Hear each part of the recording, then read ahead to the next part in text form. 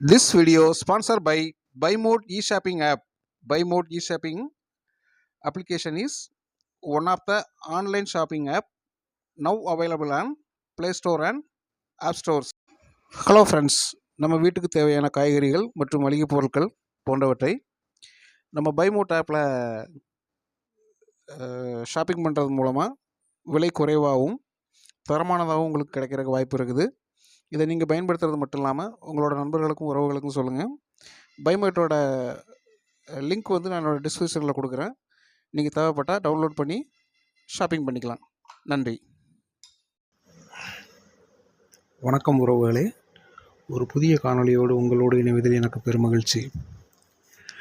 இந்த digital arrest அப்படின்னு சொல்லி மோசடியாளர்கள் வந்து அங்கங்கே சில சேட்டைகளை செஞ்சுட்டே இருக்கிறாங்க. அரசு வந்து பல முறை அறிவிச்சிருக்குது, டிஜிட்டல் அரெஸ்ட்னு எதுவுமே இல்லை. ஏதாவது மோசடியாளர்கள் உங்கள் கைது செய்கிறதா சொன்னால் நீங்கள் அதை நம்ப வேண்டாம். இதை பாரத பிரதமர் மோடி அவர்கள் பல முறை சொல்லியிருக்கிறாங்க. ஒவ்வொருத்தருக்கும் ஃபோன் போடும்போதும் கூட அப்படியெல்லாம் எதுவும் இல்லை அப்படிங்கிறத நம்ம வந்து கேட்டிருப்போம். நம்ம ஒருத்தருக்கு ஃபோன் போடும்போது டிஜிட்டல் அரெஸ்ட்னு எதுவும் இல்லை, மோசடியாளர் உங்களுக்கு கால் பண்ணால் நீங்கள் அதை நம்ப வேண்டாம் அப்படின்னு சொல்லி பல முறை நமக்கு வலியுறுத்தப்பட்டுகிட்டே இருக்குது. ஆனாலும்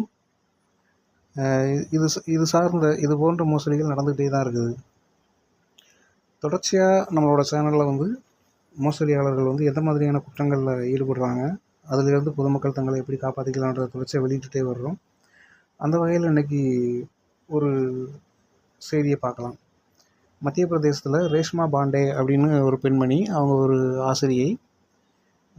அவங்களுக்கு ஒரு ஃபோன் வந்திருக்குது, அவங்க அனுப்பின பார்சலில் வந்து சட்டவிரோத பொருள் இருக்குது அப்படின்னு சொல்லி. இது அடுத்து பார்த்திங்கன்னா அவங்ககிட்ட வந்து நீங்கள் பணம் கட்டணும் அப்படின்னு சொல்லி அழுத்தம் கொடுத்துருக்காங்க. அடுத்தடுத்து பணம் கட்டியிருக்கிறாங்க.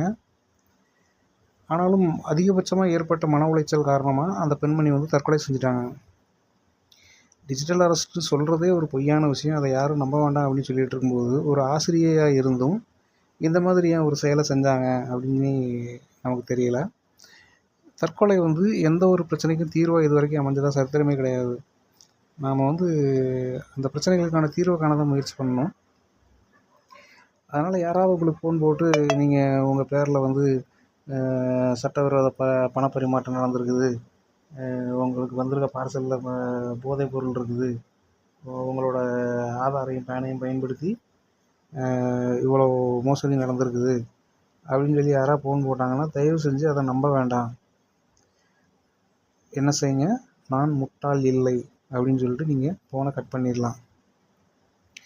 அதனால் இனிமேல் இந்த மாதிரி மோசடி பிரிவுகள் போடும்போது எல்லோரும் உஷாராகிறீங்க.